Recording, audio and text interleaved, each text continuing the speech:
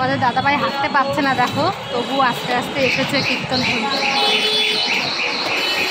এখন ধরে ধরে নিয়ে যাচ্ছি বাড়িতে আমি।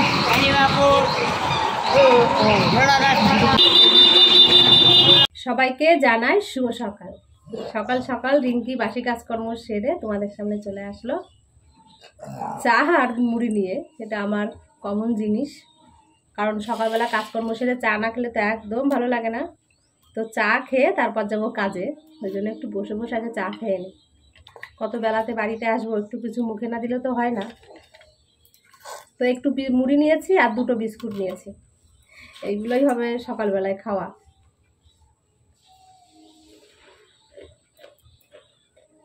তোমাদের দাদাভাইও ঘুম থেকে উঠে গেছে আজকে অনেক সকালে, দুজন বলতে গেলে একসঙ্গেই উঠেছি। ও উঠে যে বসে চা খাচ্ছে। এই যে চা খেলাম, চা খেয়ে এখন এই যে রেডি হয়েছি কাজে যাব বলে।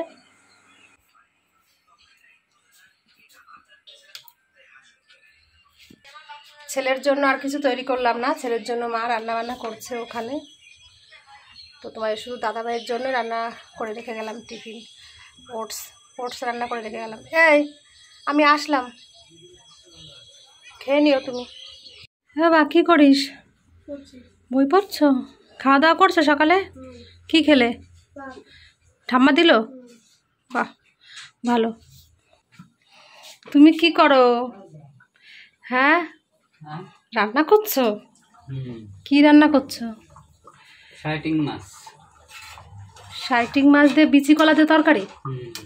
বাহ ভালো জিনিস। দেখ মানে গন্ধ তো ভালো বেরাচ্ছে।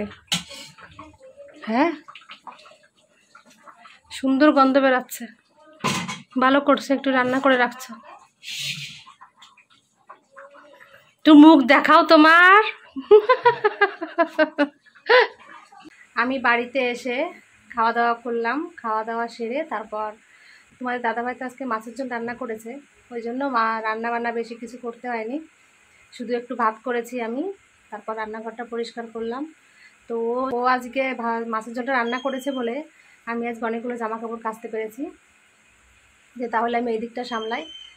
তো কাজকর্ম সব সেরে এখন এই যে স্নান করে তোমাদের সামনে আসলাম। তো তোমাদের দাদাভাই একটু মাছের ঝোল রান্না করেছে, রান্না করে শরীরটা পুরো অস্থির করে নিয়ে আসছে। তো বলছে আমার না খুব দুর্বল করে নিয়ে আসছে শরীরটা। তো ওই যে খাটের উপর এখন ঘরে এখন এই যে ঘুমিয়ে আছে। তো একটু কোনো রকম একটু হাঁটাচলা করলেও এখন মানে ক্লান্ত করে নিয়ে আসে শরীরটা, এরকম অবস্থা হয়েছে।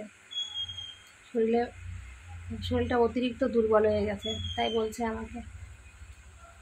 তো আর কি বলবো, কার দিক দেখবো জানি না।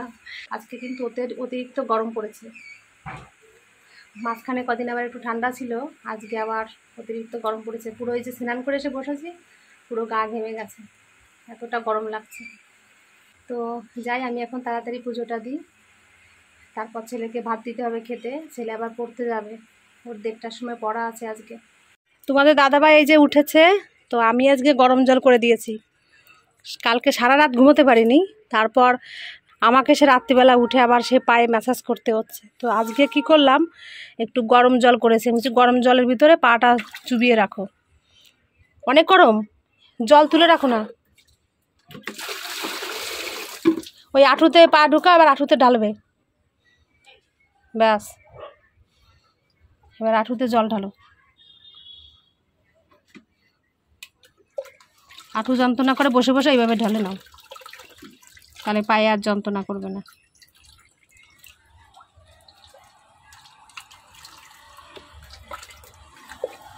হাত দুটো ব্যথা হয়ে যায় ম্যাসাজ করতে করতে, ওর যন্ত্রণা করে আর আমাদের হাত যন্ত্রণা করে ম্যাসাজ করতে করতে। তো আজকে এই বুদ্ধিটাই করলাম, গরম জলের ভিতরে পা চুবায় রাখো।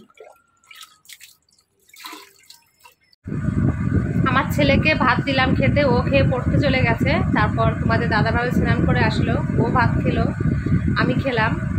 তো তোমাদের দাদাভাই তো আজকে তরকারি রান্না করেছে আর আমি শুধু ভাত রান্না করেছি। তো ও সত্যিই খুব সুন্দর রান্না করে, তরকারিটা খুব সুন্দর খেয়েছি।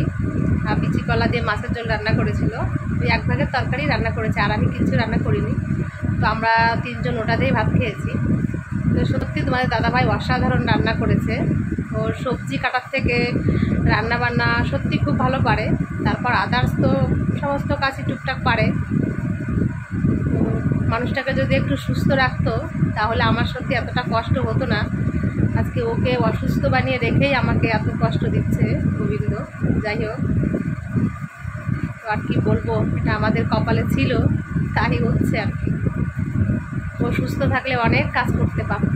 তাই আমি যখন একা একা থাকি না, অনেক চিন্তা করি যে কেন এরকমভাবে মানুষটাকে অসুস্থ করে রাখলো, সেটাই খুব খারাপ লাগে।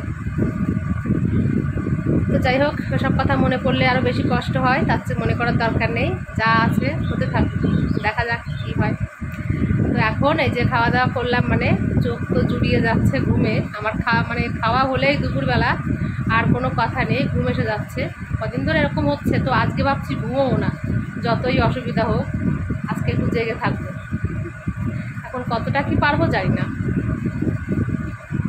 তারপরে একটু ভাবছি আজকে বিকালবেলা একটু বেরাবো। আমাদের বিরাটিতে খুব সুন্দর কীর্তন হচ্ছে, 5 দিন ধরে কীর্তন হবে, তো সেখানে একটু যাওয়ার ইচ্ছা আছে। তো দেখা যাক যেতে পারি কি না পারি, এই আর কি।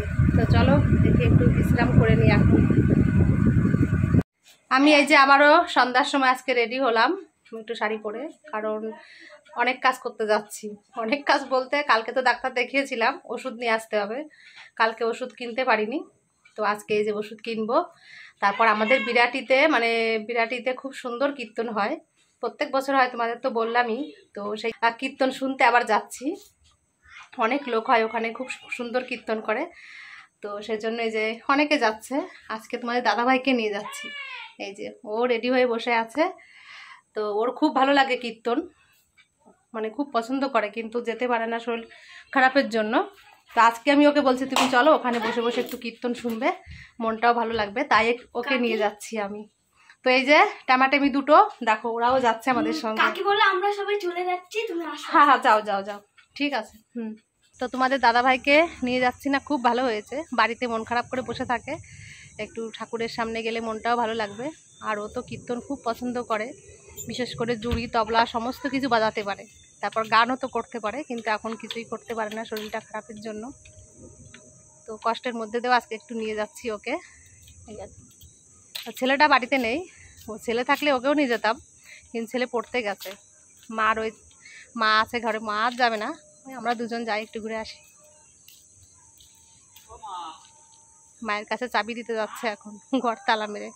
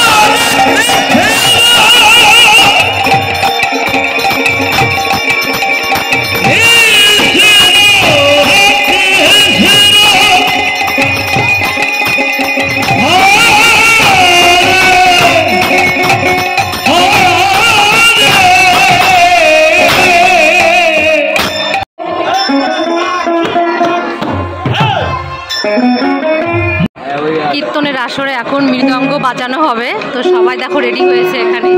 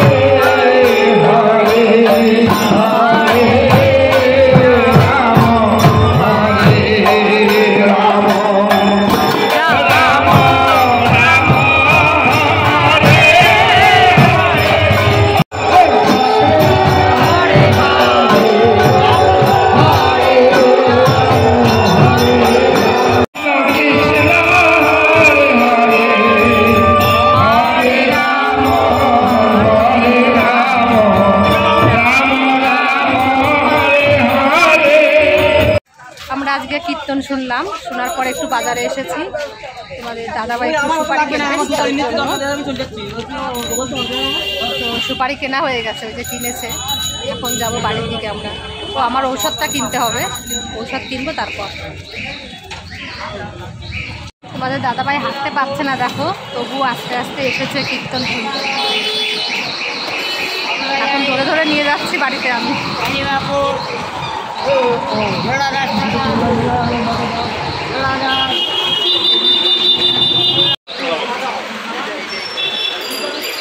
এখন আসলাম এই যে ঔষধের দোকানে ঔষধ নিতে।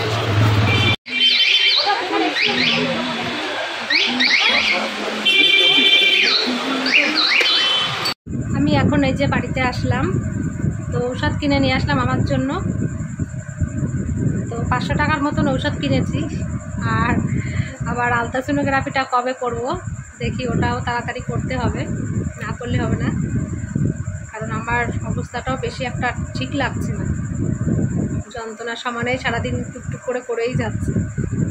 তার জন্য আজকে একটা ওষুধ খেতে হবে রাত্রেবেলা, কালকে খেতে হবে। কালকে দেওয়ার মানে 3 বেলায় ওষুধ আছে, 3 টাইমে। সেই 3 টাইমে ওষুধ খেতে হবে।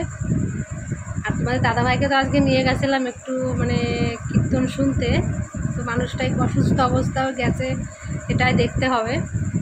যাই হোক, তো পারে না যেতে, তবুও তো একটু গেছে আর কি, একটু কীর্তন শুনলো, ভালো লাগলো। এখন আর বাড়ি হেঁটে আসতে পারে না। বাড়ি হেঁটে আসতে পারে না বলতে কি, বাজার থেকে একটু ঔষধ কিনবো, সেখানেও দাঁড়াতে পারছিল না। তারপরে রিক্সা করে আবার বাড়িতে আসলাম। এসে তো কাহিল হয়ে পড়েছে। আর কী করবো, রাত্রেবেলা বলছে কিচ্ছু খাবে না। আর ছেলে তো ওয়েট করেছিল আমার জন্য যে খাবার আনবো, কিন্তু আজকে ছেলের জন্য একদম খাবার নিয়ে আসতে পারিনি। আমার কাছে পুরো পয়সায় টাই ছিল, আমি ওই কারণে আর আনতে পারলাম না খাবার। শেষে কি করবো, আর পুরো মনটা খারাপ হয়ে গেছে। ছেলেটা আমার কিচ্ছু না খেয়ে এখন ঘুমিয়ে পড়লো, ভাতও খেলো না। বললাম ভাত মেখে খাইয়ে দিই, তো বলছে খাবো না রাত্রেবেলা ভাত, আমি খেতে নেই, খেতে ইচ্ছে। ওরা একটু টুকটাক খাবারের একটু ইচ্ছা ছিল আজকে, কিন্তু আনতে পারলাম না, কি করবো আর। আমি যেখানে যাই না কেন ওর জন্য খাবার নিয়ে আসে, কিন্তু আজকে আর পারলাম না আনতে, তাই খারাপ লাগছে আমারও। সবসময় তো আর পারা যায় না, সেটাই সত্যি কথা। তো যাই হোক, আমার এখন খিদে পেয়েছে, আমি একটু খেয়ে নিই ভাত। না খেলে আর কী করবো, 2 জন আর কেউ খাবে না, ছেলেও খাবে না, ছেলের বাবাও খাবে না। এখন আমাকে তো খেতে হবে, আমার রাত্রে একটু ঔষধ আছে, সেটা খেতে হবে। তো তো যাই হোক, আমার ভিডিওটি এখন আমি এখানেই শেষ করছি। তোমরা সবাই খুব ভালো থেকো, আর আমাকে সবাই একটু সাবস্ক্রাইব করে দিয়ে আমার পাশে থেকো। তোমরা পাশে না থাকলে আমি জানি না কি করব, সত্যিই তাই। আমার এখন চারিদিকে শুধু বিপদ ছাড়া কিছুই নেই। নিজেকে সামাল দেবো, না ছেলেকে দেখবো, না স্বামীকে দেখবো, কোন দিকে যাব আমি সত্যিই জানি না, সেটাই শুধু ভাবি এখন। ওই জন্য বলি তোমরা সবাই একটু আমার পাশে থেকো, আমাকে সবাই একটু সাপোর্ট করো, তাহলে হয়তো এই কঠিন যুদ্ধ থেকে আমি পার হতে পারবো।